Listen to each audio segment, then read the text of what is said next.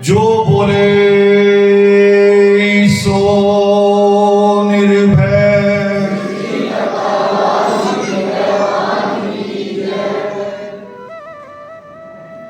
देश में बहुत सारे जयकारे हजारों सालों से गूंज रहे हैं। बहुत सारे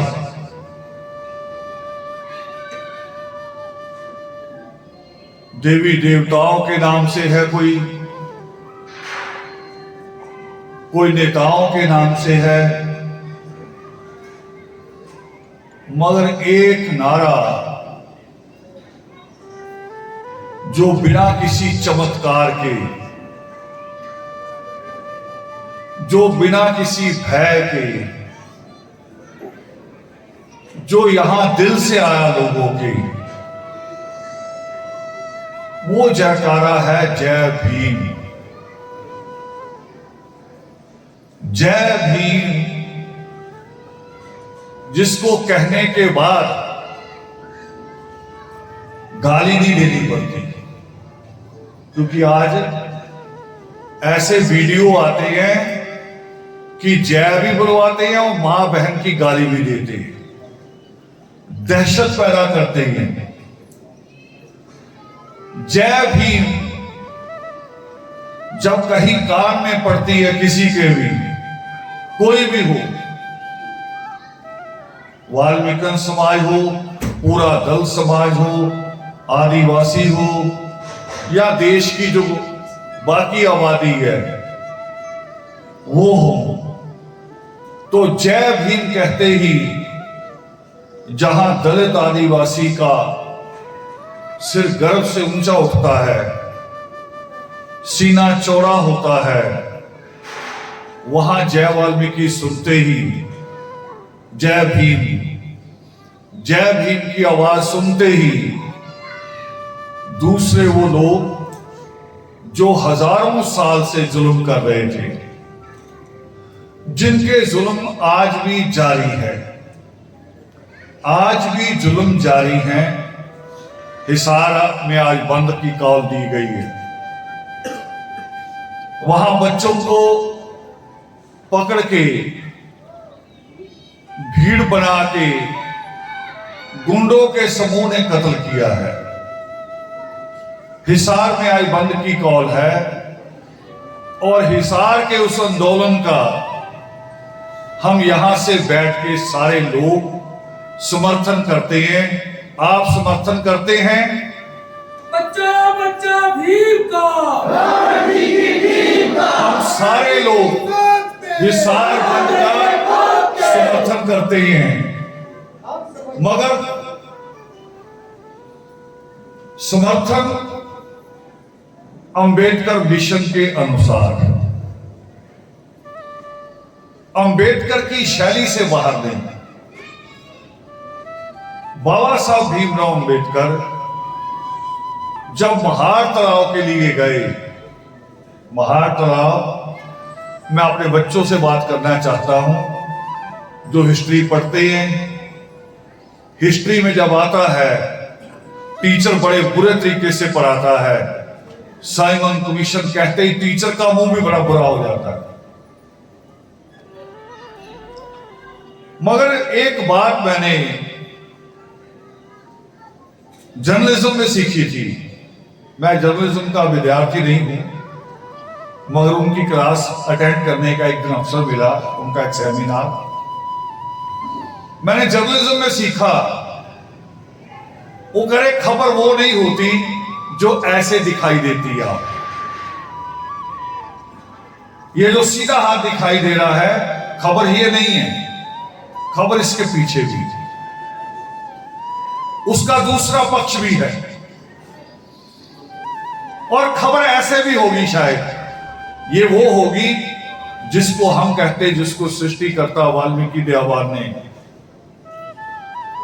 अपना पावन ग्रंथ दिया, जिसको कहते सम्मायन, समानता। जहां ये एक खबर, ये दूसरे पक्ष की खबर, और ये तीसरी रिपोर्टर की खबर, जिसके लिए दोनों बराबर हो जाएंगे।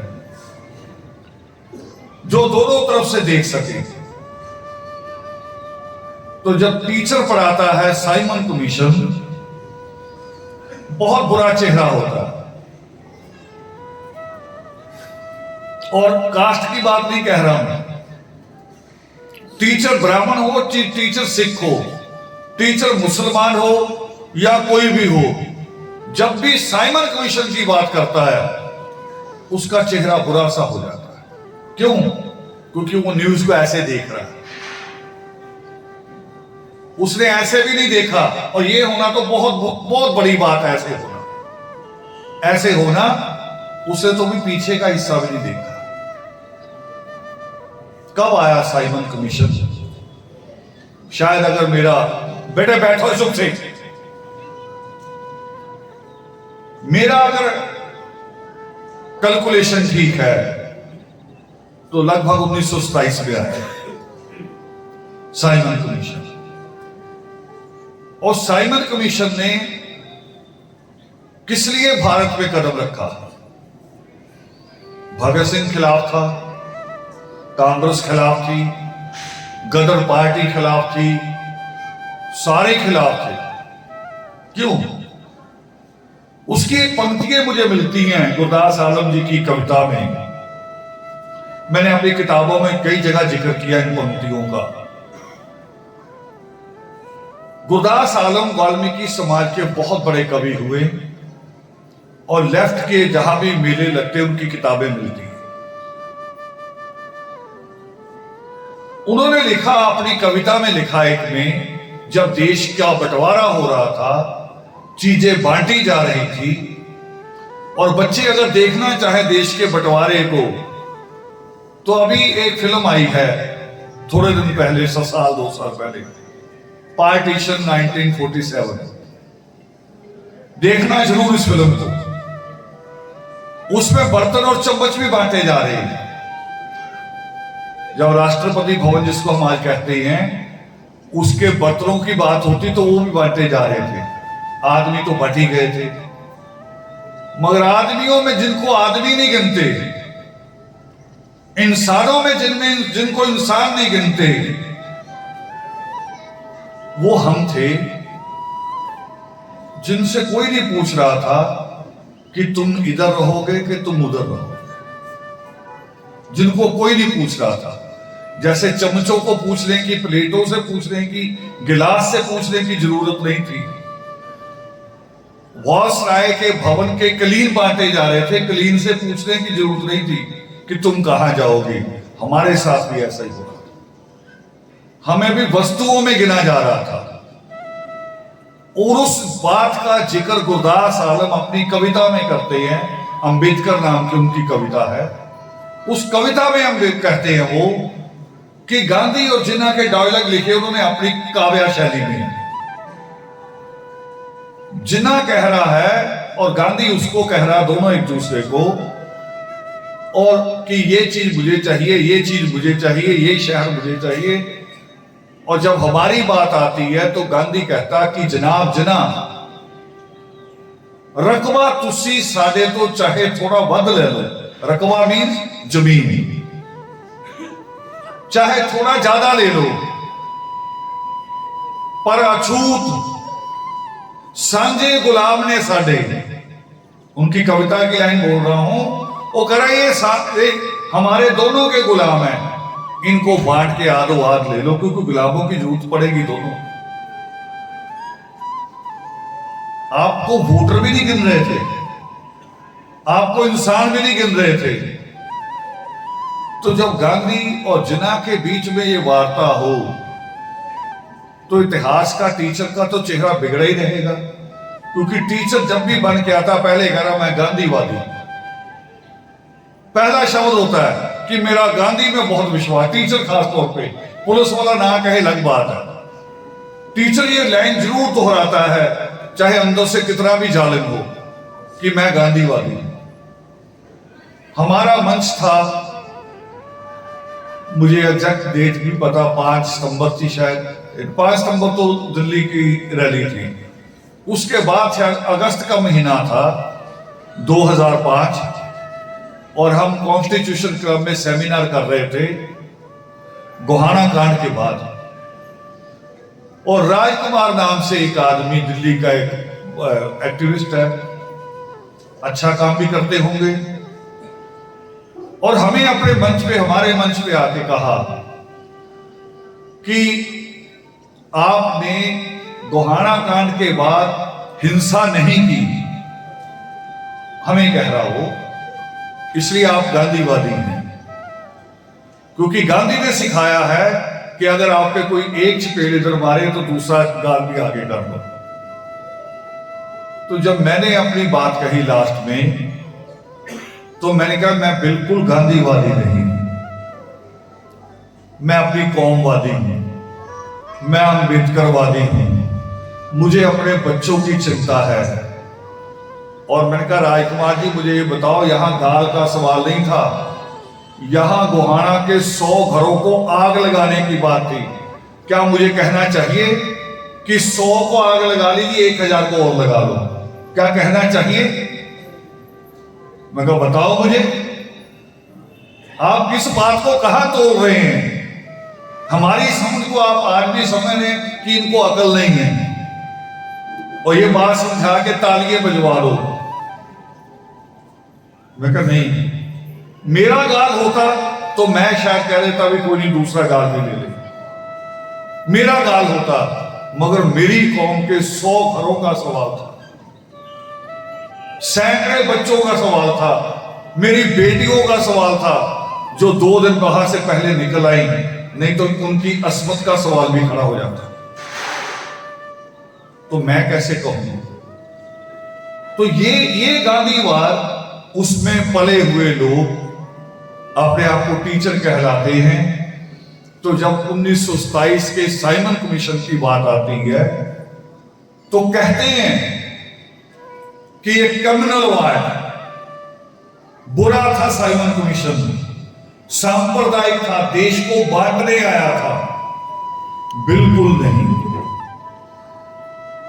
बिल्कुल नहीं, साइमन कमीशन में ऐसा कुछ नहीं था। साइमन कमीशन क्या था?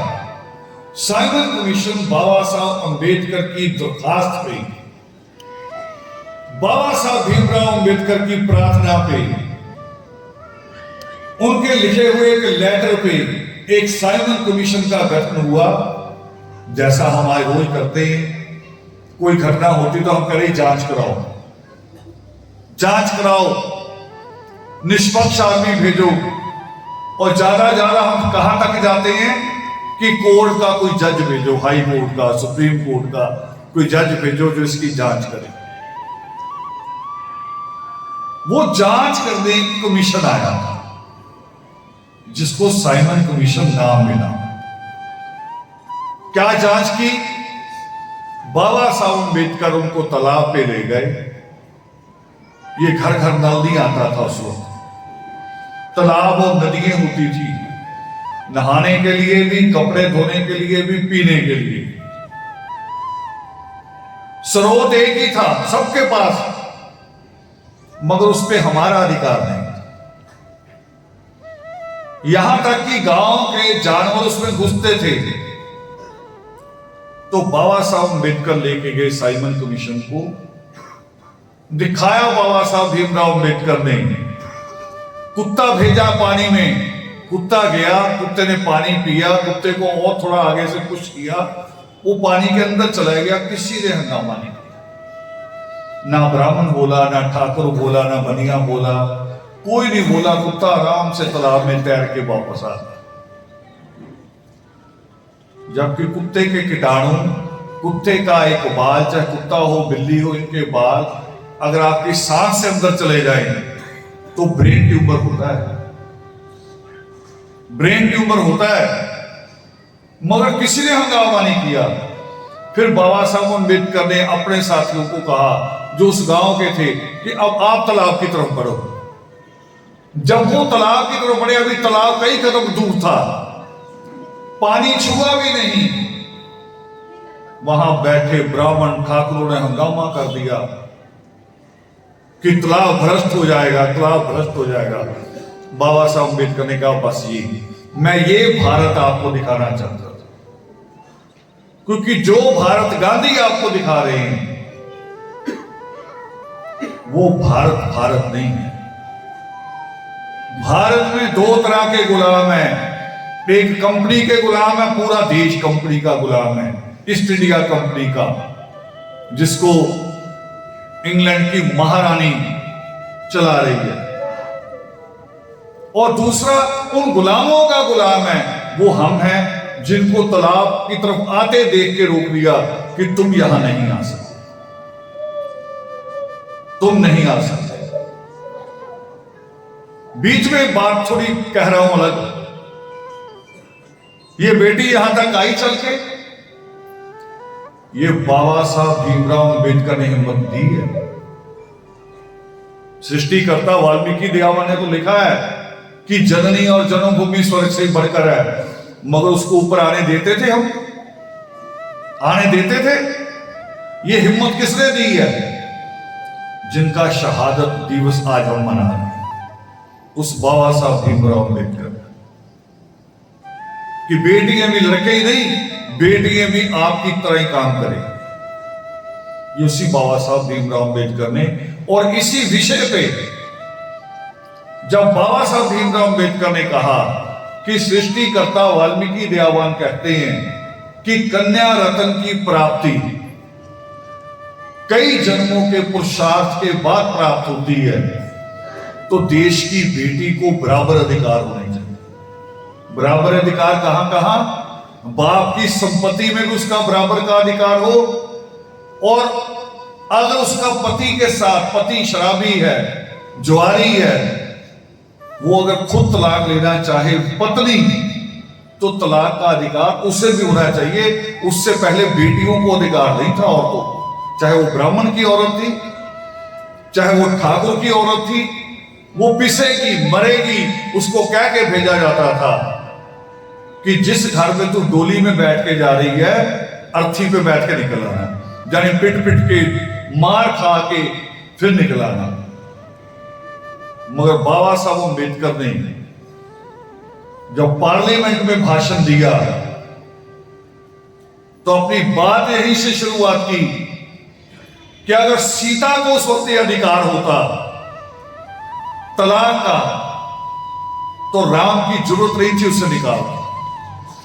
सीता को अगर अधिकार होता कि पति की संपत्ति में उसका भी हिस्सा है, तो राम को आधा राज बांटना पड़ता उसी वक्त। मगर बाबा साहब के बोल थे, और 66% पार्लियामेंट के अंदर बैठे ब्राह्मण थे उस वक्त। उस वक्त के जो पार्लियामेंट के मेंबर थे, उनमें 66% ब्राह्मण था। हंगामा कर दिया कि ये कार्रवाई से निकालो, करे नहीं निकलेंगे। बाबा साहब ने कहा मैं अपने शब्द वापस नहीं लेता। ये हिम्मत, तो ये एहसास कहां से पैदा होता है कि कोई कहे कि मैं अपनी बिंदी हटाने को भी तैयार नहीं हूं अपने भाषण की। इससे पहले भी हुआ था बाबा साहब के साथ, जब मंडल यहां पंजाब का एक आर्या समाज मंडल, उन्होंने बुलाया बाबा साहब अम्बेडकर को भाषण के लिए कि आर्या समाज के मंच पे आप भाषण देंगे जात पात के विषय को लेके, मगर भाषण आप लिख के भेजेंगे। पहले बाबा साहब अम्बेडकर ने अपना पूरा भाषण लिख के भेजा। वो भाषण जब लिख के भेजा तो आर्या समाज के लोगों को उसके ऊपर ऐतराज हुआ, और लेटर किससे लिखवाई? देखो आपको बता रहा हूं, देखो हैरानीजनक बातें। जैसे आज राष्ट्रपति कौन है? दलित है ना।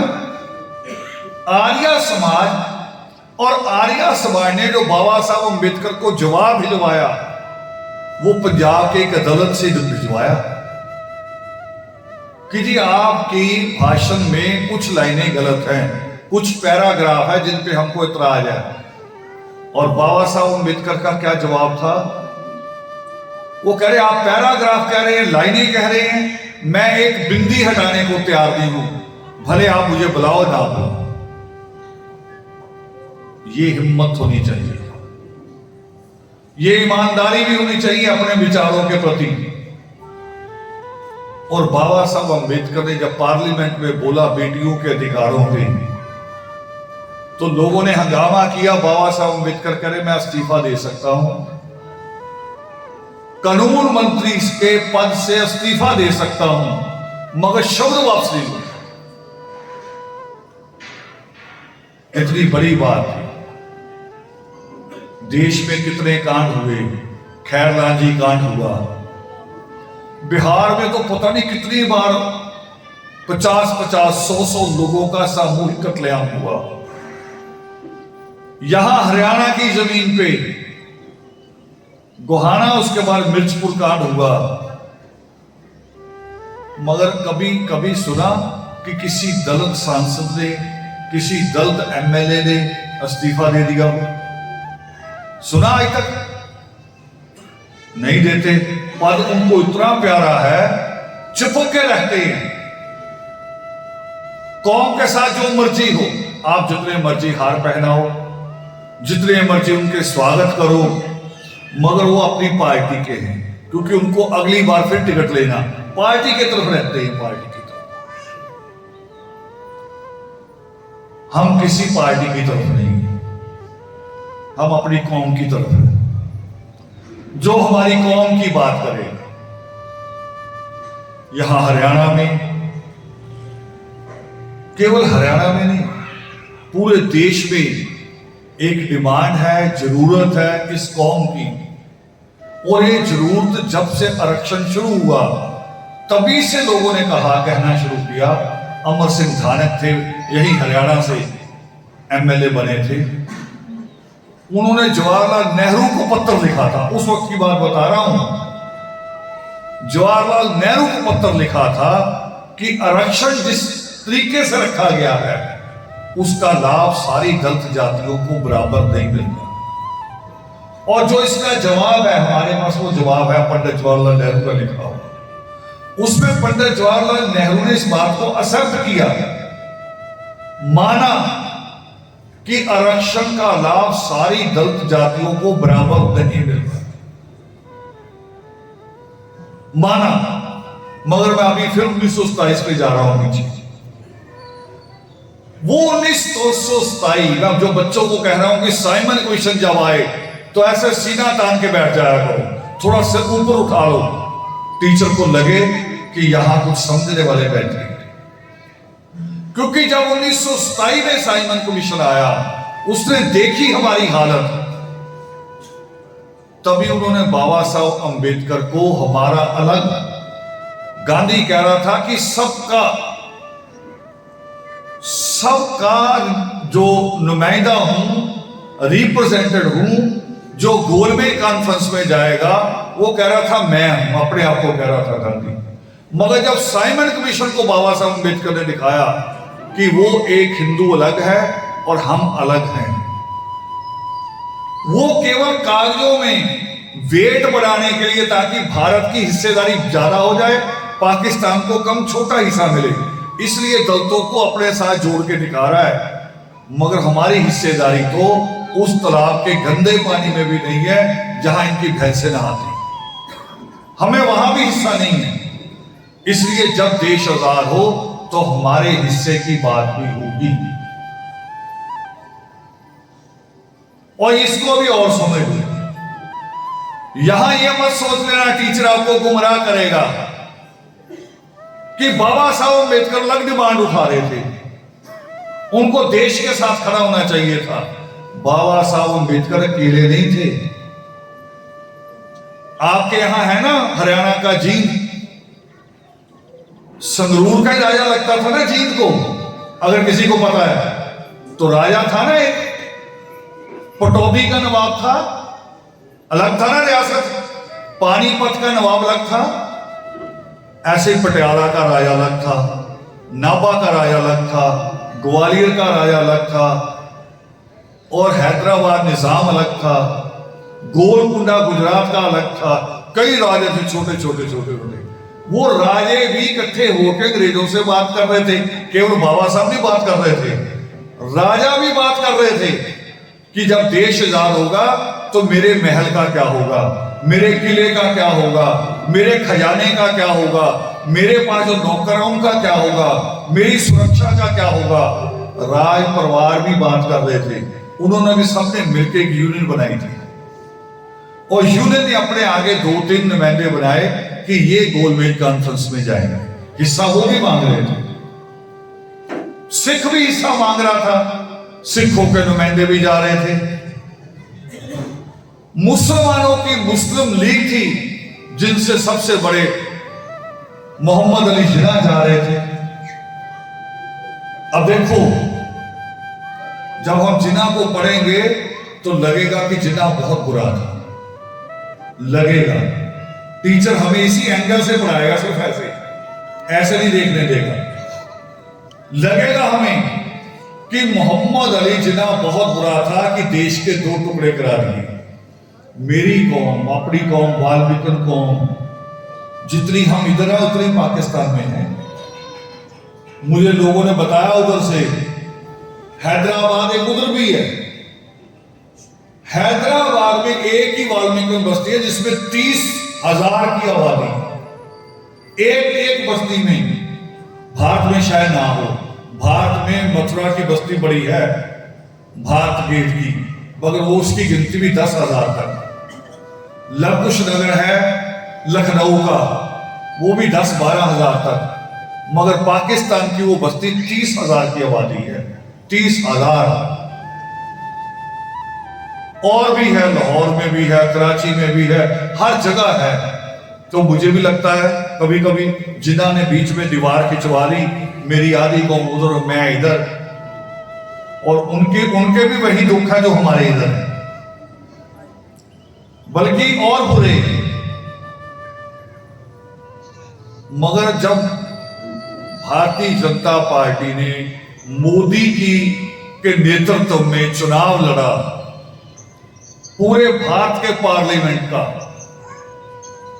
कितनी सीट है पूरे भारत के पार्लियामेंट में? 542। 542 में से एक टिकट भी मुसलमान को नहीं दिया, और इसका प्रचार खुद किया उन्होंने। एक टिकट भी नहीं, जब नहीं दिया ना, उस दिन मुझे लगा जिन्ना ठीक था। जब मैं कहता हूं कि मैं कौमवादी हूं, तो वो भी कौमवादी था। अगर वो भारत के साथ रहे होते तो जो आज उनके प्रधानमंत्री जो कुछ भी है, शायद बीजेपी जैसी पार्टी एक भी ना रहने देती।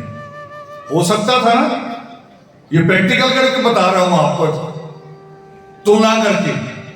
उस दिन मुझे लगा कि जिन्ना शायद ठीक था, उसने अपनी कौम को रिप्रेजेंटेशन लेके दी।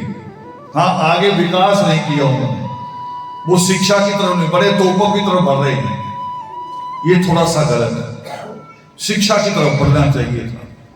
सबसे बड़ी जो ताकत है वो बाबा साहब अम्बेडकर कहते हैं कि ये है कलम, ये पेन ताकत रखता है। पुलिस पकड़ लेती है किसी अपराधी को, मगर जज का पेन फैसला करता है कि सजा मिलेगी कि नहीं मिलेगी। ये कलम फैसला करती है, ये सबसे बड़ी ताकत है। तो बाबा साहब अम्बेडकर ने भी हिस्सेदारी मांगी, अकेले नहीं, सारा देश मांग रहा। बाबा साहब अम्बेडकर ने हिस्सेदारी मांगी कि मेरे 7 करोड़ कौम है देश के अंदर। उस वक्त दलितों की आबादी 7 करोड़ थी, उस वक्त देश की पूरी आबादी 30 करोड़ थी। आज 130 से ज्यादा, 135 से भी ज्यादा हो गई। और बाबा साहब अम्बेडकर ने कहा कि इनको भी इंसानों की लाइन में खड़ा करना है, मुझे इनके लिए अधिकार चाहिए।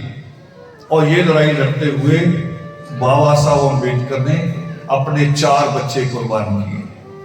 4 बच्चे, और 4 बच्चे और समझ लो, ये यहां जो दादियां बैठी हैं,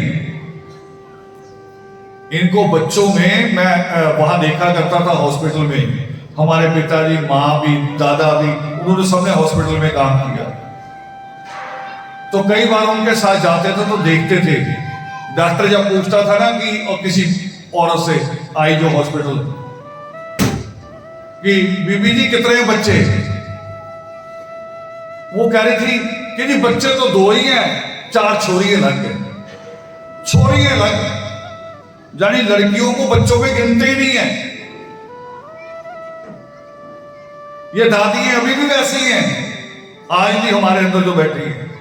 इसलिए बता रहा हूं, जो 4 बच्चे बाबा साहब के थे, जिनको आप ज्यादा पसंद करती हो, दुआएं देती हो कि पहले लड़का ही हो जाए, वो 4 लड़के कुर्बान किए थे बाबा साहब ने। 4 बच्चे, किस लिए? वो इस मूवमेंट में लगे हुए थे। वो लगे हुए थे कि जब देश आजाद होगा तो मेरी कौम भी आजाद होनी चाहिए। सबके पास अगर वोट का अधिकार होगा, मेरी कौम के पास भी होना चाहिए। अगर स्कूल का अधिकार होगा तो मेरी कौम के पास भी होना चाहिए। मेरी कौम भी पार्लियामेंट में बराबर बैठी। इस मामले में बाबा साहब अम्बेडकर, जिनको कोलंबिया यूनिवर्सिटी ने लिखा, दुनिया की सबसे बड़ी यूनिवर्सिटी है, और बाबा साहब अम्बेडकर ने अपनी पहली पीएचडी जो अर्थशास्त्र पे थी, इकोनॉमिक्स पे। बाबा साहब अम्बेडकर को हम ज्यादा समझते हैं कि बाबा साहब अम्बेडकर शायद पॉलिटिकल साइंस के ज्यादा थे, राजनीतिक ज्यादा थे। ये गलती है हमारी। बाबा साहब भीमराव अम्बेडकर की पहली पीएचडी इकोनॉमिक्स में थी, अर्थशास्त्र में। और बाबा साहब अम्बेडकर अगर अर्थशास्त्री बनते तो मनमोहन सिंह से पहले रिजर्व बैंक के गवर्नर बन गए होते। इतनी ज्यादा नॉलेज थी उनके पास। और ये बात मैं इसलिए नहीं कह रहा हूं कि बाबा साहब अम्बेडकर मेरी कौम में पैदा हुए, इसलिए नहीं कह रहा हूं। कोलंबिया यूनिवर्सिटी ने लिखा है, कोलंबिया यूनिवर्सिटी ने एक नोट लिखा,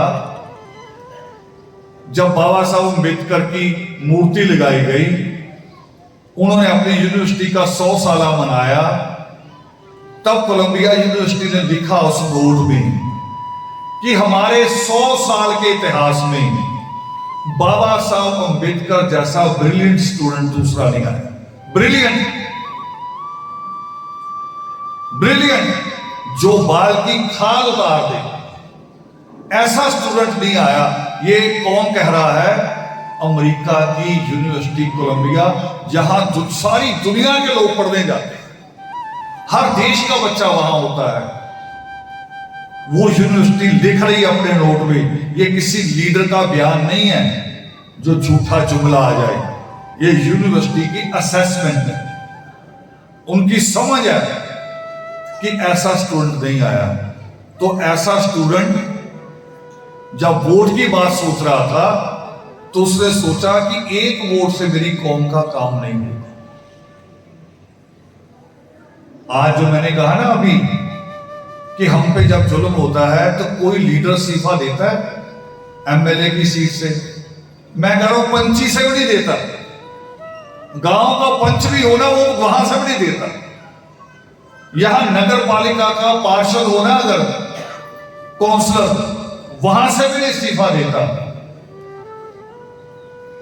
ये बात बाबा साहब अम्बेडकर ने उस वक्त सोची। उन्होंने सोचा अगर एक वोट होगी सबकी बराबर, मेरी कौम का भी एक वोट, ब्राह्मण का भी एक वोट, सिख का भी एक वोट, मुसलमान का भी एक वोट, तो मेरा आदमी पार्टी पे निर्भर करेगा। पार्टी टिकट देगी, वोट तो बाद में पड़ेगा ना। पहले तो पार्टी टिकट देती है, आप खड़े होते हैं चुनाव में, फिर आप पार्टी के हिसाब से आदमी को वोट डालते हो। बाबा साहब अम्बेडकर चाहते थे कि मेरा आदमी स्वतंत्र रहे, आजाद रहे। पार्लियामेंट में 125 से ज्यादा दलित और आदिवासी एमपी होते हैं, 125 से ज्यादा, 125 से ज्यादा। और 125 अगर चाहें, आज कितने की सरकार है? 360 की। 360 में से अगर 125 निकल जाए, कितने बचेंगे? कितने बचेंगे? 235। सरकार गिर जाएगी। 278 पे सरकार गिरती है। देखो बाबा साहब अम्बेडकर क्या सोच रहे थे। उन्होंने फिर डबल वोट मांगा। वो कह रहे हैं मेरी कौम के पास डबल वोट होना चाहिए, हम अपना नुमाइंदा खुद चुनेंगे, जो दलित चुना जाएगा ना, जो एससी, उसको हम वोट डालेंगे, ताकि जब वो मिर्चपुर कांड पे, वो खैरलाल जी कांड पे अगर ना बोले तो मेरी कौम अपना वोट वापस लेके उसे उस वक्त उतार दे। विचार गई तेरी छुट्टी, हमें गूंगा नहीं चाहिए। आज हम उतार सकते हैं, आप वोट नहीं डालोगे, ब्राह्मण वोट डाल के जिता देंगे उसे, जाट वोट डाल के जिता देगा उसे, वो कहेंगे आपकी वोट की जरूरत ही नहीं, मुझे तो जाट जिताएंगे, मुझे ब्राह्मण जिताएंगे, जैसा आज मायावती सोच रही है। मायावती का जो आज दिमाग खराब है कि ब्राह्मण जिताएगा, कौम की चिंता नहीं है, कोई कांड हो कुछ नहीं बोलना। अभी अभी ताजा इलेक्शन के नजदीक आके और यूपी में ही हाथरस में कांड हो गया, मायावती बोली चुप है, और एक गुंडा मारा वहां की पुलिस ने, विकास दुबे, मायावती रोना शुरू हो गई जैसे उसका अपना बच्चा मर गया हो। उसके लिए रो रही है कि सरकार ब्राह्मणों पे जुल्म कर रही है, जो सरकार मंदिर बनाती फिर रही है, जो सरकार बनारस की परिक्रमा बनाती फिर रही है, वो मंदिर और परिक्रमा काम किसके आएंगे? वहां का ठेकेदार कौन होगा? ब्राह्मण ही होगा ना। वहां का पैसा कौन खाएगा? ब्राह्मण ही खाएगा। उनके लिए मायावती रो रही है। ये बाबा साहब अम्बेडकर, जिसको कोलंबिया यूनिवर्सिटी कहती है कि ये विलक्षण बुद्धि का बालक था, स्टूडेंट था, और स्टूडेंट भी हमारी तरह नहीं, आपकी तरह नहीं। हम कहां के स्टूडेंट होते हैं? हाई स्कूल का जब लास्ट पेपर देते हैं, पेपर देके जैसे सेंटर से बाहर आते ना, करे बड़ी मुश्किल से मुसीबत खत्म हुई। मुसीबत कहते हैं उसे, पंजाब में स्यापा बोलते हैं, करे बड़ी मुश्किल स्यापा हो गया। ऐसे प्लस 2 करते हैं फिर कहते हैं, बीए करते हैं फिर कहते हैं, कई तो पेपर देते किताबें भी बेच देते हैं। रद्दी वाला आया किताबें बेच दी। मगर बाबा साहब भीमराव अंबेडकर, जैसा मैंने पढ़ा विद्वानों से, मुझे ठीक ठीक याद नहीं है कि सुकरात ने कहा या किसने कहा, मुझे याद नहीं आ रहा। यहां टीचर बैठे हैं, मुझे बताएंगे। किसी ने कहा था कि जिस दिन आप पढ़ना बंद कर दो, जिस दिन आप कह दो कि मेरा ज्ञान पूरा हो गया, समझो आपकी मृत्यु हो गई, आप उस दिन खत्म हो गए। बाबा साहब भीमराव अंबेडकर अपने अंतिम समय में भी किताबें खरीद रहे थे, अंतिम समय में भी। और जब उनकी मृत्यु हुई तो बाबा साहब भीमराव अंबेडकर के पास 32,000 बुक्स थी। 32,000।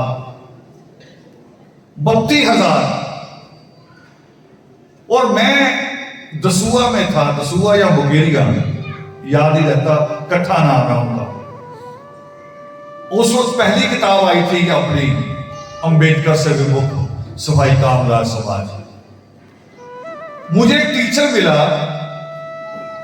मिलने आया, जिसके घर में रुका था, वहां कह रहा जी बड़ी मुश्किल से आप मिले हैं। मैं कहा बड़ी मुश्किल से? मैं कुछ जंगल में रहता हूं हैं, और बताओ चलो क्यों मिलना है? कह रहा जी आपने जब होशियारपुर डीसी को धरने की धमकी दी थी, आपका अखबार में बयान आया था, तो वहां उसी दिन हमारे ऑर्डर जारी हो गए थे 32 टीचरों के, उनमें एक मैं हूं, और मैंने आपका शुक्रिया अदा करना था। मैं कभी कब की बात है? कह रहा 2006 की। मैं कहा अभी कितना? कह रहा 2011। तो मैं कहा तू जल्दी आ गया, क्योंकि 12 साल तो अलाउ है ना करे। 12 साल गांव में कूड़ा भी पड़ा रहे तो पड़ा रहे, 12 साल बाद होता है, कुंभ भी 12 साल बाद होता है। तू तो जल्दी आ गया, और वो भी मैं आया हूं तेरे शहर में, इसलिए तू आ गया। करे बड़ी मुश्किल मिली। ये मैं इसलिए कह रहा हूं, ये स्वभाव बदलो, बदलो। हम अपनों के प्रति वफादार नहीं हैं। हमें याद नहीं होगा कि बाबा साहब के कौन से 4 बच्चे थे। किसी सिख बच्चे को पूछो गुरु गोविंद सिंह के कौन कौन से 4 बच्चे शहीद हुए, वो बता दें। ओए बाहर ले जाओ, वो बता देंगे, जगह भी बता देंगे कि 2 कहां हुए, 2 कहां हुए। हम नहीं बता पाएंगे क्योंकि हम वफादार नहीं अपनों के प्रति। हाँ, गोत्र की लड़ाई लड़ते हैं, गोत्र की और लड़के की। कह रहे मेरा वंश चलेगा, मुझे कल को याद कौन रखेगा? भाई तुमने किसको याद रखा हुआ है? बताओ, परदादा का नाम याद है? यहां किसी को हाथ खड़ा कर दो अगर परदादा का नाम किसी को याद हो। देखो सिर्फ 4 हाथ है। परदादा पूछ रहा हूं, दादा नहीं पूछ रहा हूं, मैं आगे बुला लूंगा। परदादा कह रहा हूं, परदादा। अब गिर गए कई हाथ, रोक लो। परदादा का नाम याद नहीं, 4थी पीढ़ी का। कह रहे लड़का होना चाहिए और गोत्र बड़ा बचा के रखना, मुझे याद रखेंगे। मुझे याद क्यों मैं सोचता हूं तुम्हें याद क्यों रखे? क्यों रखे? तुमने कमाई की, शराब पी, परिवार को पति ने पाला, तुम्हें कोई क्यों याद रखे? किस लिए कोई बता? तुमने कौन सा ताज जीत लिया है? पता ही नहीं कि किस लिए याद रखे। इसीलिए कहते हैं कि अपने बच्चों पे जोर लगाओ। आपके बच्चे ऑफिसर होंगे, आपके बच्चे भले होंगे, उस मां को लोग याद करेंगे। जिस मां के बच्चे आवारा होंगे, उस मां को लोग गाली देंगे कि उसके बच्चे यहां खड़े, हमारे चौराहे पे आके खड़े हो जाते हैं। याद रखें, याद रखें। हमने बाबा साहब अम्बेडकर के बच्चों को याद नहीं रखा, मगर बाबा साहब भीमराव अम्बेडकर ने इस सब के लिए बिल्कुल लड़ाई नहीं कि कोई मुझे याद रखे, कोई मेरे बच्चों को याद रखे। और इसीलिए बाबा साहब अम्बेडकर की ऑटोबायोग्राफी नहीं है। ऑटोबायोग्राफी होती कि मैं अपनी जीवनी खुद लिखूं, फिर मैं उसमें तारीफें भी लिख दूंगा, ऐसी बातें लिखूंगा जिनको पढ़ के आप तारीफें करें। बाबा साहब अम्बेडकर ने अपनी जीवनी नहीं की। वो सारी उम्र उन लेटरों को लिखने में लगे रहे जो हमें अधिकार दिलाएंगे। और बाबा साहब अम्बेडकर ने फिर अधिकार मांगा डबल वोट का। डबल वोट का अधिकार मांगा बाबा साहब अम्बेडकर ने, अंग्रेज सरकार को लिखा। और इन सारे जो मैं शंकाएं कर रहा हूं, जो मेरे डाउट्स हैं, उन सारे डाउट्स के साथ लिखा कि अगर डबल वोट नहीं होगा तो ये जो प्रतिनिधि होंगे ये मेरी कौम की बात नहीं सुनेंगे, ये पार्टियों के गुलाम हो जाएंगे। और इसके विरुद्ध से क्या हुआ? देखो, वही जो टीचर कहता मैं गांधीवादी, इसके विरुद्ध ये हुआ कि गांधी भूख हड़ताल करके बैठ गए। भूख हड़ताल करके कह रहे मैं मरूंगा। किस लिए? कि ये डबल वोट नहीं होना चाहिए। मैं करे दलितों को, अछूतों को अधिकार देने के पक्ष में नहीं हूं। क्यों? क्योंकि उसकी मानसिकता थी कि इनको तो गुलाम बना के रखना, अधिकार देंगे तो ये बराबर बैठ जाएंगे, बराबर बैठ जाएंगे, इनको अधिकार नहीं देना। बाबा साहब अम्बेडकर बहुत दिन तक अडिग रहे, बहुत हौसले वाले थे, हिम्मत वाले थे, बहुत देर तक अडिग रहे। मगर धीरे धीरे धीरे धीरे खतरा कहां पहुंच गया, जिसके लिए मां रमाबाई ने उनको कहा था। मां रमाबाई ने कहा था, जब गंगाधर की मृत्यु हो रही थी तो मां रमाबाई ने क्या कहा था? वो कह रही इस बच्चे की चिंता मत करो, अपना बच्चा है, इसको मैं हॉस्पिटल ले जाऊंगी, किसी पड़ोसी को ले जाऊंगी साथ, इसकी बुआ मौसी को ले जाऊंगी, आप चिंता ना करो। आप उनकी चिंता करो जो आपको बाबा कहते हैं। बाबा बनना, 7 करोड़ लोगों का बाबा बनना, यह बहुत मुश्किल काम है। जिसको 7 करोड़ लोग बाबा कहें, यह सम्मान सबको नहीं मिलता। आज हम मीटिंग कर रहे थे, उस मीटिंग में हमने यही बात की कि हमें अपने मिशन की चिंता करनी है, जीवन की चिंता भी करनी है, मगर मिशन की चिंता ज्यादा करनी कि हमारे बाद ये मिशन इससे भी ज्यादा तेज चलेंगे। इस पे ज्यादा ध्यान रखना है। आज हमारी मीटिंग थी, आपके यहां आने से पहले हमने मीटिंग बुलवाई थी। तो बाबा साहब अम्बेडकर अडिग थे अपने विचारों के, मगर धीरे धीरे बाबा साहब अम्बेडकर डरने लगे। एक डर उनको दिखाई देने लगा, अदृश्य डर। क्या था वो अदृश्य डर? क्या था? जैसे इंदिरा गांधी को कितने लोगों ने मारा? 2 लोग थे वहां जिन्होंने गोली चलाई, सिख थे, और यही बात फैल गई। उसके बदले में कितने सिखों को मारा गया? हजारों। यहां तक कि डॉक्टर ज्ञानी जैल सिंह उस वक्त राष्ट्रपति थे, उस दिन विदेश में थे, विदेश का दौरा छोड़ के भारत वापस आए उसी वक्त, और इंदिरा गांधी की डेड बॉडी को देखने के लिए जब हॉस्पिटल गए तो ज्ञानी जैल सिंह की कार पे, राष्ट्रपति की कार पे हमला हुआ। बीबीसी की न्यूज निकाल लो, लिखो बीबीसी डॉक्टर ज्ञानी जैल सिंह अटैक, आएगा उसमें 84 का अटैक आएगा। बीबीसी रिपोर्ट देगा, चौराहा भी बताएगा कहां, हॉस्पिटल भी बताएगा। और हॉस्पिटल में क्या कहा ज्ञानी जैल सिंह राष्ट्रपति को, जो तीनों फौजों का कमांडर होता है, उसको क्या कहा कि आप यहां से निकल जाओ। देखिए, यह जवाब दिया गया राष्ट्रपति को। और सिख कौम तो वैसे भी हिम्मत रखती है। ये जो आंदोलन, किसान आंदोलन, उसका 80% हिस्सा सिखों का था। अगर मैं गलत नहीं कह रहा हूं तो 80% उनके गुरुद्वारे की सोच थी जीत के पीछे, और उनका सब्र था। 750 लोग मरे, मगर उन्होंने अपना सब्र भंग नहीं किया।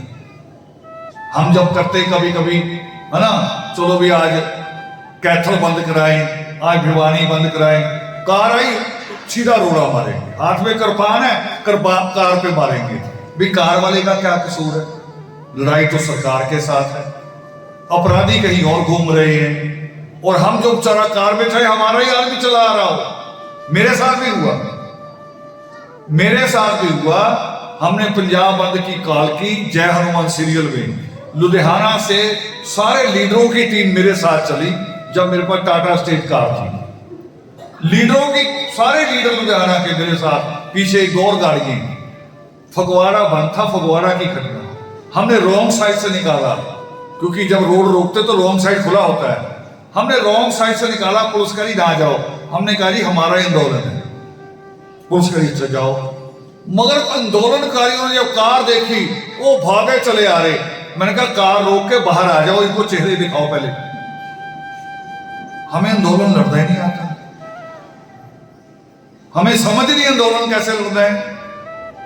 कल टिकाय जी की गाड़ी आ रही थी, वो हॉस्पिटल दिखाने आ रहे थे, तो धरना था, उन्होंने रॉन्ग साइड निकाला, धरने के पास पहुंच गए। धरने वालों को बताया कि ये देखो मेरे सिरिंज लगी है, डॉक्टर को दिखा रहा हूं, करे कोई बात नहीं। उन्होंने धरने में स्पेस दिया, गाड़ी निकाला। आंदोलन करना भी सीखो, ये चीजें भी सीखनी पड़ेंगी। और आपको एक और बात बता दूं, जैसे ही आप एक पत्थर चलाओगे, सरकार गोली चलाने का अवसर ढूंढ रही होती है। सरकार को तो मौका चाहिए कि आप हिंसक हो जाओ। मगर उस दिन बाबा साहब अम्बेडकर की चिंता वो थी जो ज्ञानी जैल सिंह के साथ हुआ, जो पूरी सिख कौम के साथ हुआ। बाबा साहब अम्बेडकर की चिंता थी कि अगर गांधी सच में मर गया, मुझे तो कोई बात नहीं, अंग्रेज सरकार है, प्रोटेक्शन देगी, मगर मेरी कौम जो गांव में बैठी, उस वक्त गांव में जा रहे थे हम, वहीं के वहीं कत्ल कर दिए जाएंगे, मैं वोट किसको लेकर, फिर वोट काम किसकी आएगी। फिर बाबा साहब अम्बेडकर झुके, कौमवादी थे ना, किसके लिए झुके, गांधी के आगे नहीं झुके, अपनी कौम की सुरक्षा के लिए झुके। करे ठीक, एक वोट पे समझौता होगा, उससे पहले एक भी नहीं थी। आरक्षण की बात हुई, आरक्षण आ गया, मगर आरक्षण में एक टेक्निकली गलती हुई, जो अमर सिंह धानक के लेटर की मैंने बात की, और उसी वक्त ये सुगबगाहट शुरू हो गई थी, और पंजाब में वाल्मीकि सभा, उस वक्त जो आधर्म मंडल था, 1932 में रिजर्वेशन मिली, 1937 का पहला इलेक्शन आया, और जैसे ही 1937 का पहला इलेक्शन आया,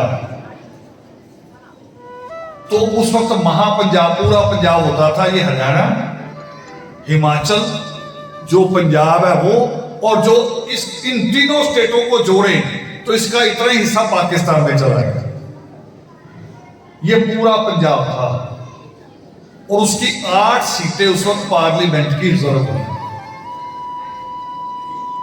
आज जिनके साथ आपका आरक्षण को लेकर लड़ाई है,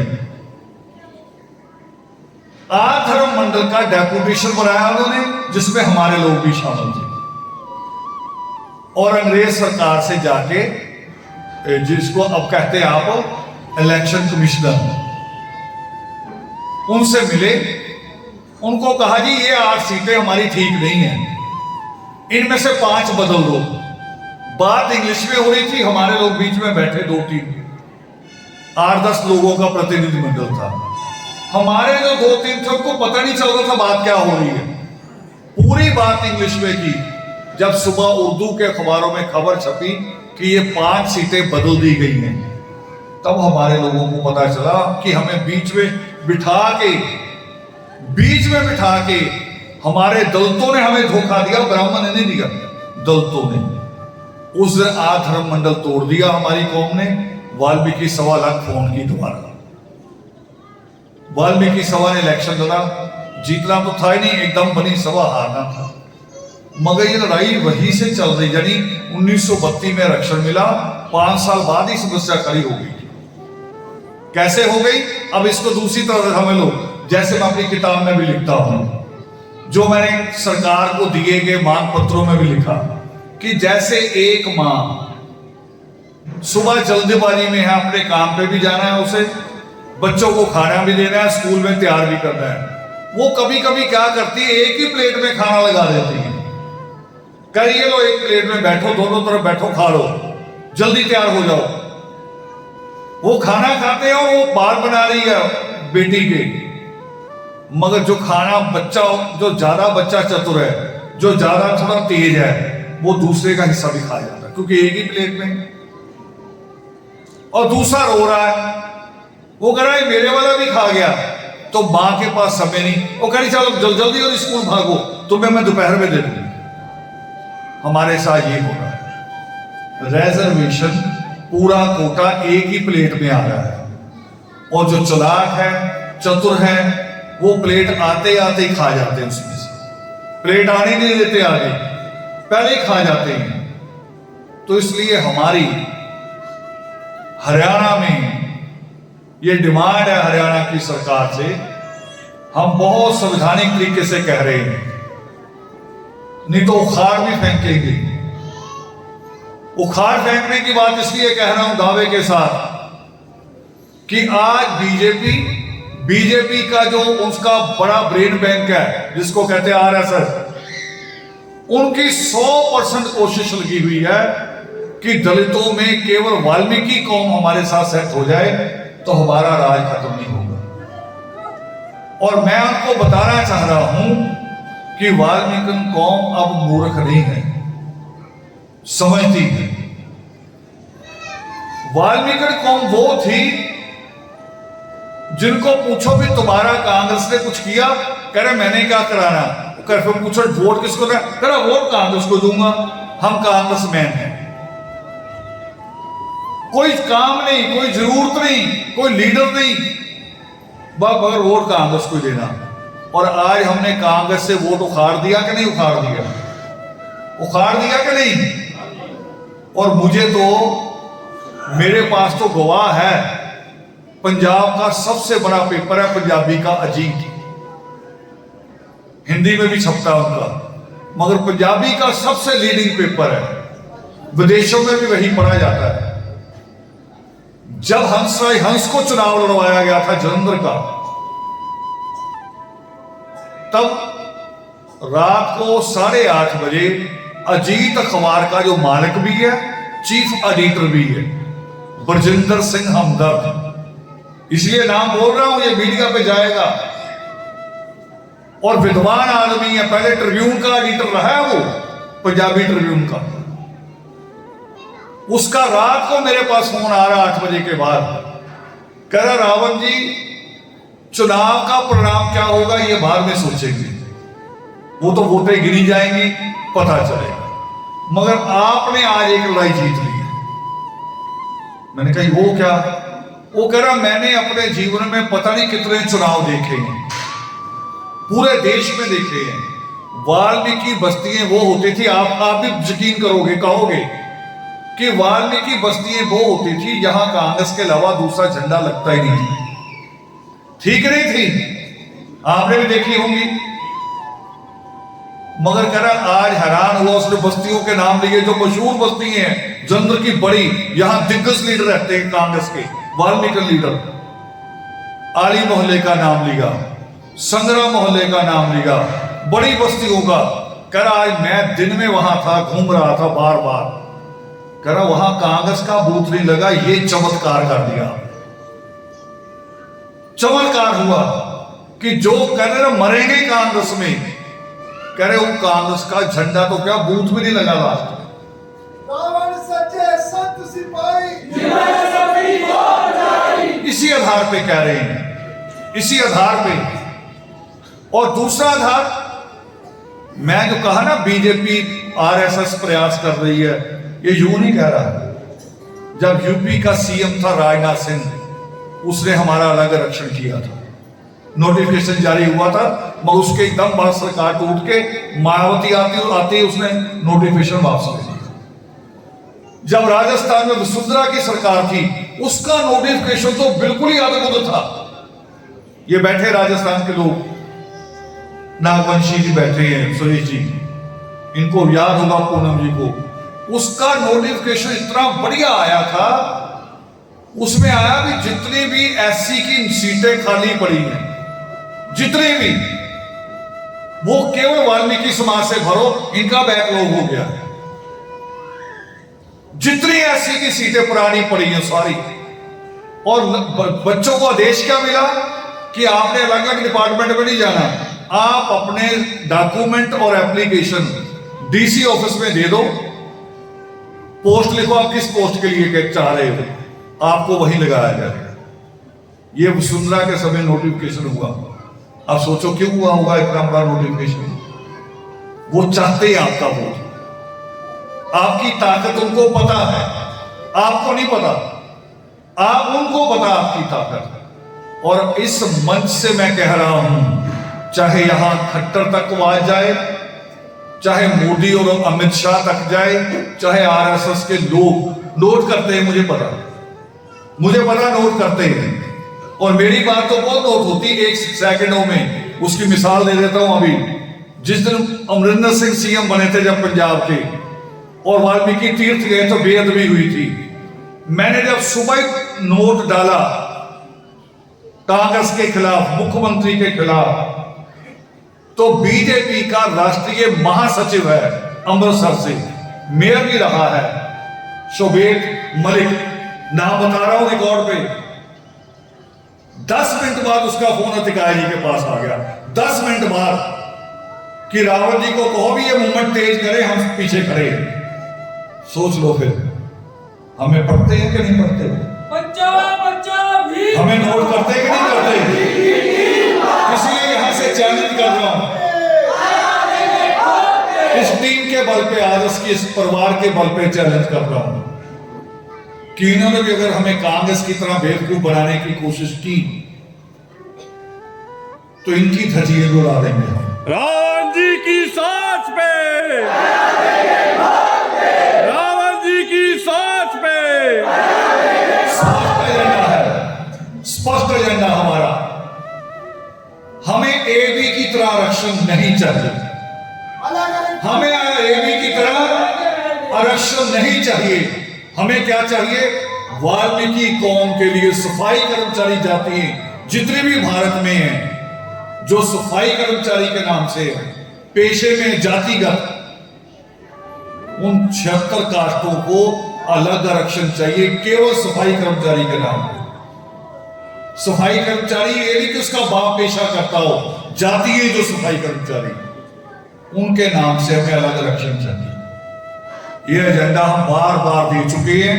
हमें किसी जातियों के गठजोड़ में नहीं चाहिए, क्योंकि दुनिया का सबसे गंदा और दुनिया का सबसे खतरनाक काम तो हम कर रहे हैं।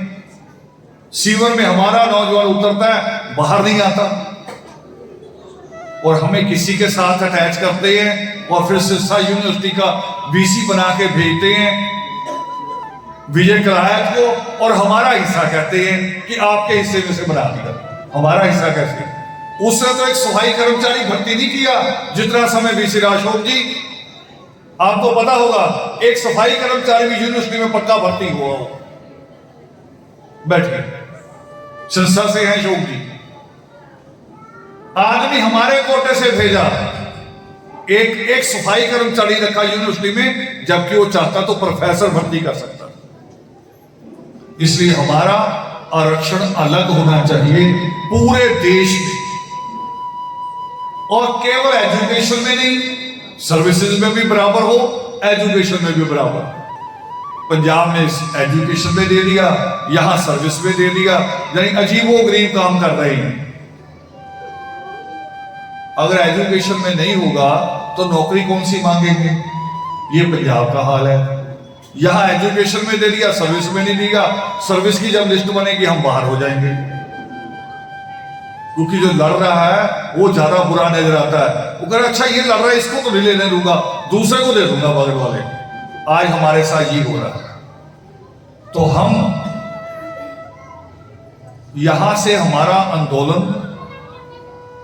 उसकी बड़ी बड़ी मिसाल है कि हमारे आंदोलन ने 30 साल में वाल्मीकि तीर्थ खड़ा करवा दिया। सरकार ने घुटने टेक के खड़ा किया है, घुटने टेक के। ये हर हफ्ते प्रकाश सिंह बादल बुजुर्ग नेता हैं, उनका बेटा सुखबीर सिंह बादल, उनकी बहू सिमरनजीत कौर, उनके बहू का भाई मजीठिया हर हफ्ते में एक चक्कर लगाते थे वाल्मीकि तीर्थ जब बन रहा था, हर हफ्ते। इसलिए कह रहा हूं घुटने टेक के खड़ा करवाया। किसने करवाया? आदर्श परिवार की ताकत। बच्चा बच्चा भीम को, मगर आदर्श परिवार समझ में है, किसी अहंकार में नहीं। ये समझा दो उस बात, हम किसी अहंकार में नहीं। हमने आज भी मीटिंग की, मीटिंग में 4 प्रस्ताव थे। 4 प्रस्तावों में जो अंतिम प्रस्ताव था, हमने अपने आप को विनम्रता के साथ चौथा प्रस्ताव पे बात की कि जो लोग रुष्ट हो जाते हैं, कई बार रुष्ट हो जाते हैं, मुझसे भी रुष्ट हो सकते हैं, मैं ज्यादा डांटता हूं, सबसे ज्यादा तो मुझसे हो सकते हैं, मैं डांट देता हूं क्योंकि अनुशासन चाहता हूं। आपस में भी हो जाते हैं एक दूसरे से। हमने प्रस्ताव लाए आज 4 नंबर प्रस्ताव कि जो आदर्श से रुष्ट हुए हैं, अगर वो लोग चाहते हैं वापसी तो आदर्श, मगर शर्तों के साथ नहीं आएंगे। आदर्श के अनुशासन को, आदर्श के जो वर्तमान हमारा ढांचा है उसको स्वीकार करते हुए अगर वापस आएंगे तो हम उनका स्वागत करेंगे।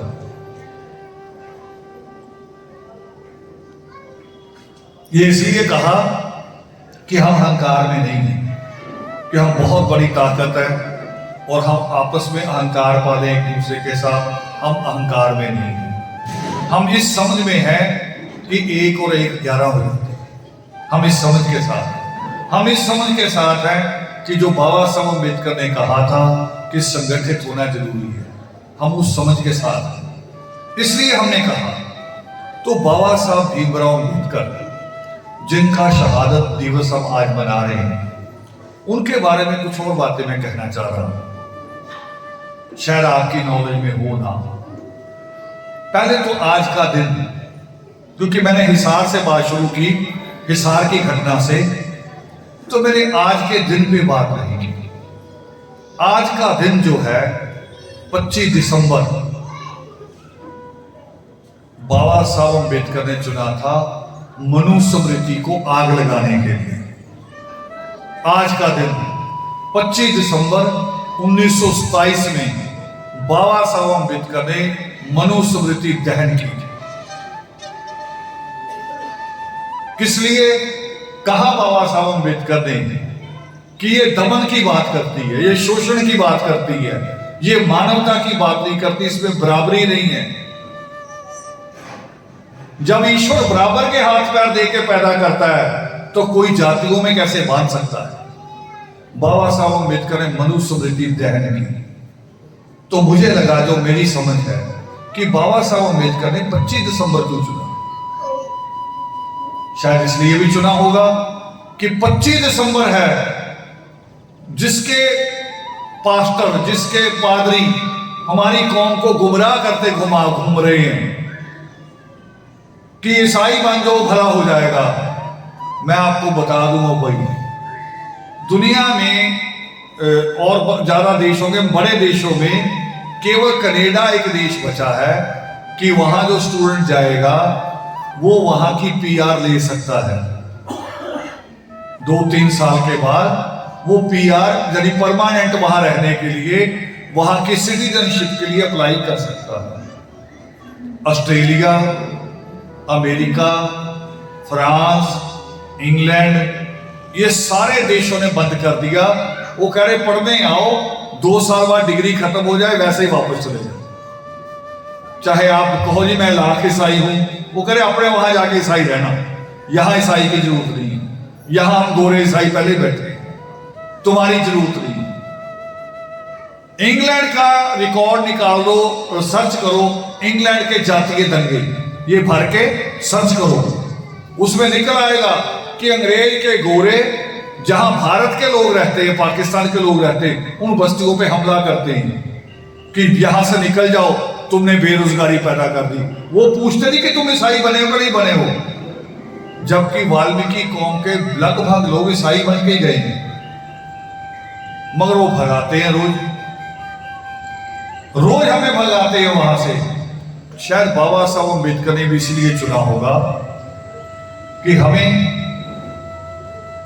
किसी जातिवादी, किसी और चीज की जरूरत नहीं, हमें एजुकेशन की जरूरत है। उन्होंने 25 दिसंबर चुना। और फिर बाबा साहब अम्बेडकर, एक और घटना बता रहा हूं, ये आजादी के बाद, और बाबा साहब अम्बेडकर शायद मंत्री भी थे उस वक्त। मंत्री होते हुए बाबा साहब अम्बेडकर को वहां जो साउथ है पेरियार, उन्होंने बाबा साहब अम्बेडकर को साउथ में बुलाया। और बुलाने का विषय क्या था उनका? वो कह रहे आपने जैसे मनुस्मृति का को जलाया, जैसे मनुस्मृति मानवतावादी नहीं है, तो पेरियार का मत था कि गीता भी मानवतावादी नहीं है। और पेरियार का ही नहीं, रूस की संसद ने कह दिया था कि ये मानवतावादी नहीं है। और बाबा साहब अम्बेडकर ने स्टडी की, और स्टडी करने के बाद उनके सम्मेलन भी गए। और बाबा साहब अम्बेडकर ने फिर वहां क्या कहा, उस जगह पे खड़े होकर बाबा साहब अम्बेडकर ने कहा कि गीता जो है, उनका शब्द, बाबा साहब का शब्द बता रहा हूं, उपद्रवी मानसिकता की उपज है। उपद्रवी वही जिसको आप उग्रवादी कहते हैं, आतंकवादी कहते हैं, दंगाई कहते हैं। बाबा साहब अम्बेडकर ने कहा कि गीता उपद्रवी मानसिकता की उपज है।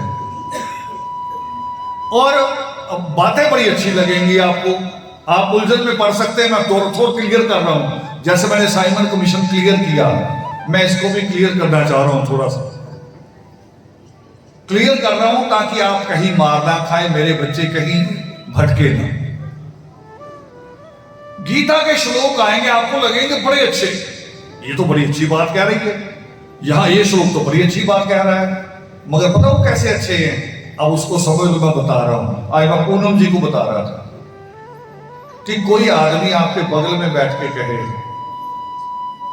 कि पूनम जी आपने बड़ी मेहनत की जीवन भर, कमाल ही किया आपने, आप बड़े मेहनती हैं। लाइन अच्छी है? अच्छी है कि नहीं है? है अच्छी।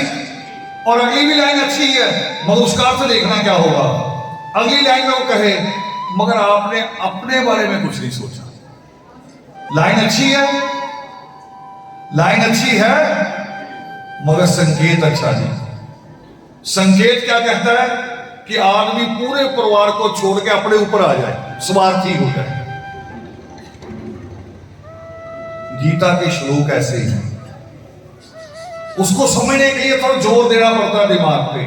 और मैं छोटा सा करके समझा दूं उसको कि अभी कोई आके कहे जी बाहर दो लोग लड़ रहे हैं, आपस में लड़ाई हो रही है, भी अभी शुरुआत हो सकती है, और हम बाहर जाएं, जब तक मैं बाहर जाऊं, अब बताना मेरी भूमिका कैसी है।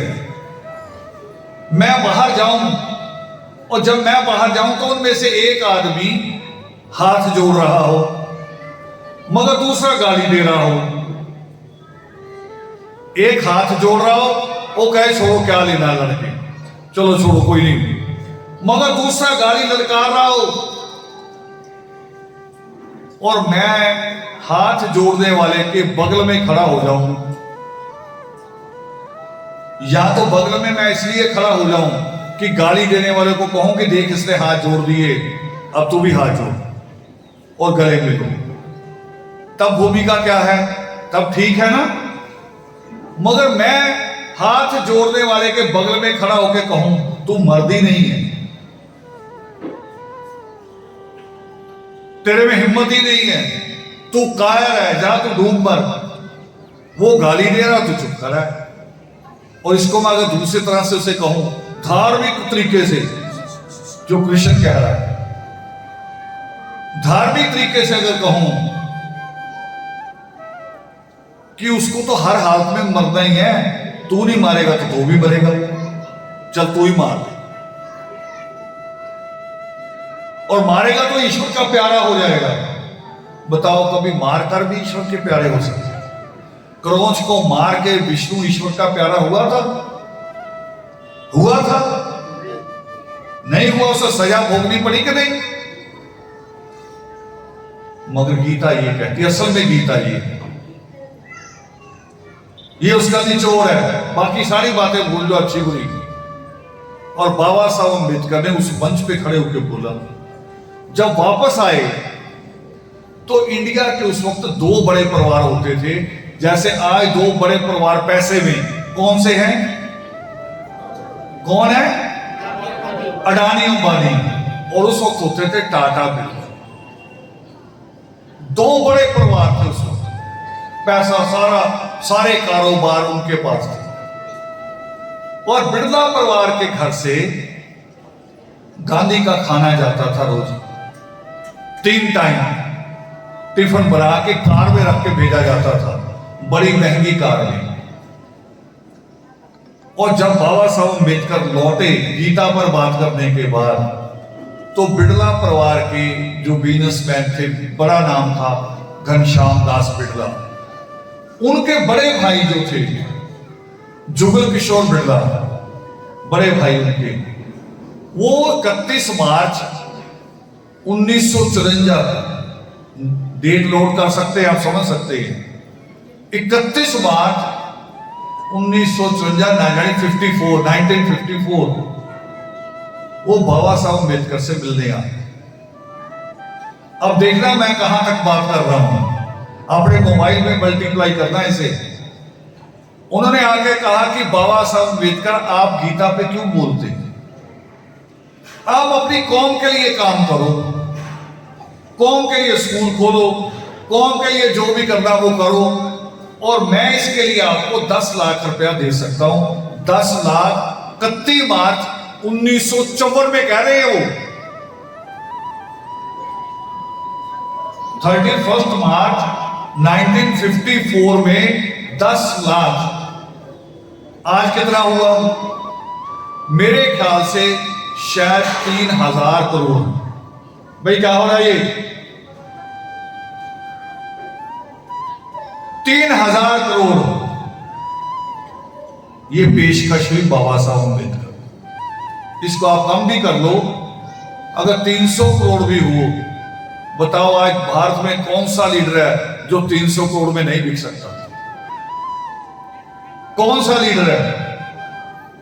तहलका वालों ने किया था ना, वो तो कहते हैं हमारे पास 1 करोड़ भी होता तो हम अडवाणी को भी खरीद के दिखा देते। उनके पास था नहीं 1 करोड़, सिर्फ 1 करोड़ में कह रहे थे। कह रहे अगर 1 करोड़ भी कैश होता ना हमारे पास, उन्होंने जो बनाई थी अपनी डॉक्यूमेंट्री उस वक्त, जिसमें जॉर्ज फर्नांडिस और उसी में लक्ष्मण बंगारू बिना वजह घेर लिया, उसी में वो कह रहे थे कि हम अडवाणी को भी खरीद सकते थे अगर 1 करोड़ होता। और बाबा साहब अम्बेडकर को कितने की पेशकश हुई थी? 3000 करोड़ की। और बाबा साहब अम्बेडकर की क्या लाइनें थी? 2 लाइनों का जवाब था। एक कि गीता उपद्रवी मानसिकता की उपज है, एक कि मैं इसलिए गीता के खिलाफ बोला। दूसरी लाइन वो कह रहे मैं बिकने के लिए पैदा ही नहीं हुआ हूं, खरीदा उसे जाता है जो बिकने के लिए रखी हो चीज। जो चीज बेचने के लिए रखी नहीं है, कभी आप दुकान पे जाके दुकानदार का काउंटर खरीदते हो? कहते हो कि काउंटर लेना आपका। जिस गद्दी पे वो बैठा कभी कहते हो ये गद्दी लेनी है, क्योंकि वो बेचने के लिए रखी नहीं, आपको पता है। वो कह रहे मैं बिकने के लिए पैदा नहीं हुआ हूं, और तुम क्या सोच के आ गए? वो बाबा साहब अम्बेडकर हैं जिनका आज हम शहीदी दिवस मना रहे हैं। हमें बहुत सारी बातें पता नहीं। ये जो आज किताब जारी हुई है डॉक्टर सुरेखा की, मुझे पूछ रहे थे पुरुषार्थी जी,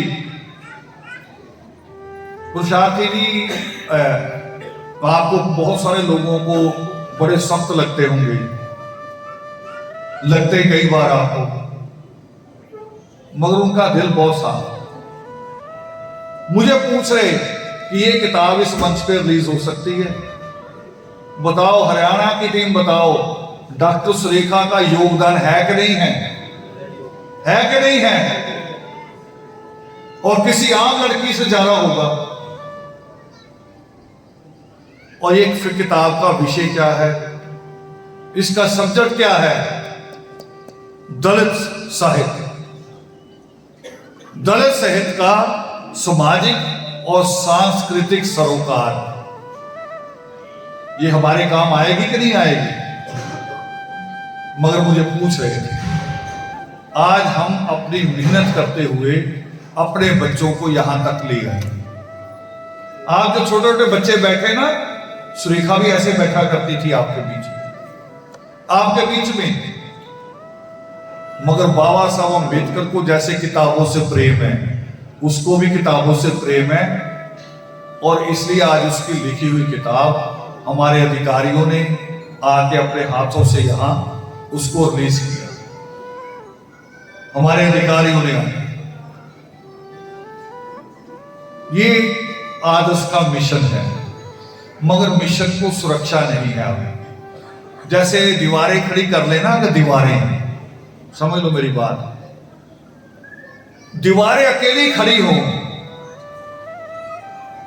तो कोई आंधी तूफान आए, दीवारें गिर सकती हैं कि नहीं गिर सकती? बताओ, दीवारें गिर सकती हैं या नहीं? मगर दीवारों के ऊपर छत अगर बांध दी जाए, फिर दीवारें गिर रही हैं? नहीं गिरती ना। ताजमहल को मैं पढ़ रहा था, उसका इतिहास। ताजमहल के 4 मीनार हैं, चारों को थोड़ा थोड़ा बाहर की तरफ झुकाया, बाहर की तरफ। उनको भी डर था भी अगर कभी भूकंप आ जाए, कुछ हो जाए, तो ये ताजमहल के ऊपर ना गिरे, बाहर को गिरे, ताकि मूल बिल्डिंग बच जाए। और अगर उनको ऐसे चारों को फ्रेम से, पिलर से बांध दिया जाए, फिर वो गिरते। ये शंका रहती कभी, फिर नहीं रह सकती। तो आदर्श अभी खड़ी हुई दीवारों की तरह है, अभी उसके ऊपर एक छत बनना बाकी है अभी भी। उस विषय पे बात हुई है हमारी, मगर विषय थोड़ा सा बड़ा है, गंभीर है। उसमें थोड़ी सी जोर ज्यादा लगाना पड़ेगा, मेहनत ज्यादा करनी पड़ेगी, क्योंकि वाल्मीकि कौम के संगठन तो जो वाल्मीकि प्रगट दिवस आता है, बाजारों में निकलते चंदा इकट्ठा करने, बाजारों में चंदा इकट्ठा करने जाते हैं, बड़े बड़े धनाढ़ लोगों से मिलते हैं, दुकानदारों की पर्ची काटते धमका के। मगर आदर्श परिवार है, आदर्श परिवार ने कभी भी बाहर से 1 रुपया भी इकट्ठा नहीं किया आदर्श परिवार ने। और बता दूं, आदर्श परिवार ने पूरी वाल्मीकि कौम से भी पैसा नहीं लिया, आदर्श परिवार ने आदर्श परिवार से ही लिया है। और आज हमने प्रस्ताव पास किया अपने आश्रम के लिए, जो जलंधर से आगे और ब्यास के बीच में बनाया जाएगा। मगर बजट बड़ा है, अभी अभी केवल जमीन का ही बजट, वो भी जितनी थोड़ी सी अभी ले रहे हम, हमें जो मिल रही 2.25 एकड़, 2.25 एकड़ समझते हैं, 2.25 एकड़ जो हमें मिल रही है, वो जमीन ही 2.25 करोड़ की है। उससे आगे अभी बढ़ाई जाएगी, 8-10 एकड़ होगा, तब आपका आश्रम पूरा बनेगा। आश्रम बनने का मतलब वो छत कह रहा हूं मैं, कि फिर हम लोग अगर रहें ना रहें, लोग उस आश्रम के माध्यम से इस मिशन से जुड़े रहें। हमारी आपस की तकरार, ऊंचे नीचे शब्द, ये कभी भी हमें फिर तोड़ेंगे नहीं। हम आपस में बोले ना बोले, मगर वहां जुड़े होंगे, और वहां जाके एहसास हो जाएगा अपने आप कि हम एक ही परिवार के लोग हैं, एक ही परिवार के। तो ये बजट पास किया, और उसमें जो मेंबरों को, जिन मेंबरों जितने अभी थे, और बाकी जो कर सकते हैं, जो समझते हैं, जिनको लगे कि ये जरूरी है, ये इतना जरूरी है, ये आपके बच्चे की शादी से जरूरी है। आपके बच्चे की शादी कोर्ट में जाके भी हो सकती है, 1000-2000 रुपए में कोर्ट में खड़े हो जाओ, शादी हो जाएगी, दोनों परिवार साथ चले जाओ, फोटो खिंचवा लो, शादी। आप अपना घर सादा बना के रखो, तब भी जी सकते हैं। ये काम अगर आश्रम नहीं बना, चंडाल जी ने वहां बहुत अच्छी बात कही, मुझे हमेशा ही याद रहेगी, जीवन भर आप भी याद रखना। चंडाल जी ने कहा कि अपना घर बनाएंगे, बच्चों का घर बनाएंगे, कोई इतिहास का हिस्सा नहीं बनेंगे, मगर इस आश्रम को खड़ा करेंगे तो इतिहास का हिस्सा हो जाएंगे। फिर लोग हमें, वो कह रहे हैं मुझे याद रखना, मुझे याद रखा, मुझे बाद में लोग कैसे याद रखेंगे? वो आपने बच्चे पाले इसलिए नहीं कोई याद रखेगा। आपने अपने बच्चे पाले, और आप पहले नहीं हैं, सदियों से लोग पाल रहे हैं, जानवर भी पाल रहे हैं। और इसमें जो पैसा लगाया है, पहली लाइन में अपने आप हिम्मत करना, 5 लाख रुपया लेना हमने अप्रैल तक, जिसने भी हिम्मत करनी है मुश्किल। आपके वो मुश्किलों की लिस्ट बहुत बड़ी होती है, मुझे पता है। बहाने तो हम स्कूल से ही सीख जाते हैं, भी छुट्टी का बहाना, एक ही दादी नानी को कई बार मार देते हैं छुट्टी के लिए, बहाने बहुत है हमारे पास। मगर करना चाहे, जो करना चाहे, तो भगत सिंह ने पता क्या किया था? एक ऑप्शन था भगत सिंह की फांसी को रोकने का। वो था कि माँ बाप या भगत सिंह खुद माफी लिख के दे दें। भगत सिंह तैयार नहीं हुआ, उसके पिताजी ने माफी लिख के दे दी। पढ़ना रिकॉर्ड में, इतिहास में, भगत सिंह इतना नाराज हुआ, वो कह रहे पिताजी आप मुझे मिलने भी मत आना, आपने मेरी कुर्बानियों ही खत्म कर दी सारी। मैंने तो चुना है फांसी के फंदे को, मैंने उसे चूमना है, मेरा मिशन है, देश उसके बाद ही उबलेगा। मैंने देश उबारना है, मुझे माफी मांग के एक जीवन ही गुजारना, फिर मैं ये सारा कुछ करूं क्यों? तो बहाने जिसने कहा उसके बहुत है, और जिसने करना है वो गाड़ी बेच के भी करेगा, जिसने करना वो बीवी के जेवर बेच के भी करेगा, जिसने करना हो वो बैंक से लोन लेके भी करेगा, और जिसने नहीं करना वो बहाने भी बनाए। उसके बाद बहुत बहाने होंगे। एक सोच आपने अपने आप डेवलप करने की, मगर होना है, क्योंकि एक टेक्निकली बात समझ लो कि जब ब्याना हो जाए किसी जमीन का, एडवांस दे दें तो 6 महीने से ज्यादा समय नहीं मिलता। तो हमारे पास समय है मई, तो अप्रैल में पैसा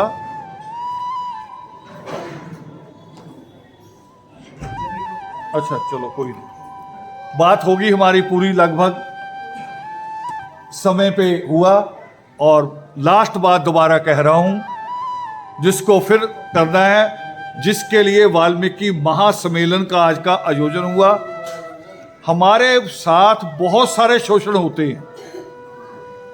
कॉलेजों में भर्ती हो रही है, एक एडहॉक टीचर रखे जाते हैं, एक और रखे जा रहे हैं एडहॉक के अलावा, और ये जब रखे जाते हैं तो कोई रिजर्वेशन लागू नहीं होती, और फिर धीरे से उनको ही पक्का कर देते हैं।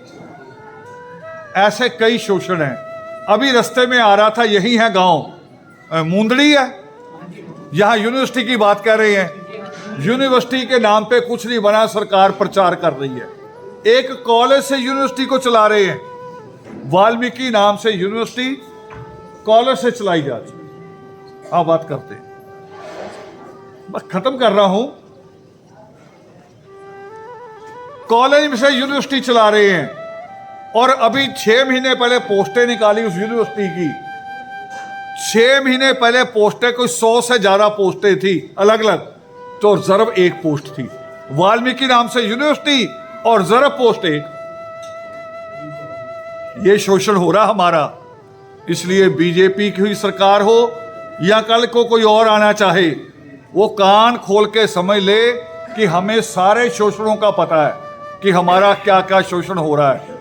और हमने AB का जो रिजर्वेशन है वो हमने नहीं लेना। हमें वाल्मीकि कौम के नाम से 10% आरक्षण अलग चाहिए, अलग चाहिए, अलग आरक्षण चाहिए हमें।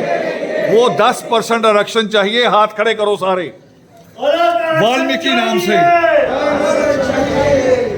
पूरे देश में सफाई कर्मचारी के नाम से हमें अलग आरक्षण चाहिए। तो ये आज की बात थी।